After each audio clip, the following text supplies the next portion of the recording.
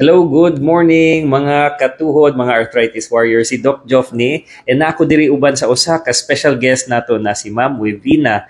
Si Ma'am Wivina just had her total knee replacement sa iyang right. And na ako'y pangutana nimo Ma'am Wivina, kibaw ko naagyoy kahadlok no before surgery. Pero nganong ni decision man ka na magpa-opera?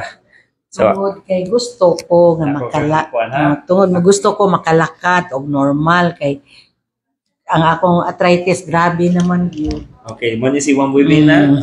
Grabe na yung arthritis, mula naka-decision ka. Pero hadlok man ka to, ni back out ka kapit, di ba?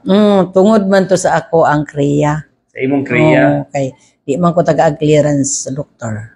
Kay nitaas man akong kriya. So dili na tungod sa imong kahadlok. Dili tungod sa kahadlok. Wa ikan hadlok. Ang akong gihadlokan ang kriya.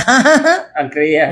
Di maayo man sa dimong doktor. So mga higala kanang mga medical na problema, ako gid nang ipa-clearance ang mga pasyente before any surgery. Ganahan ko na safe ang surgery ug di mo angay mahadlok. Well, normal man ang mahadlok ta, pero ako gid nang tabangan ang pasyente og sila mismo ang mo desisyon. Di ko ganahan mamugos. Mo gid na akong giingon kay Ma'am Wivina, di ko ganahan mamugos ninyo.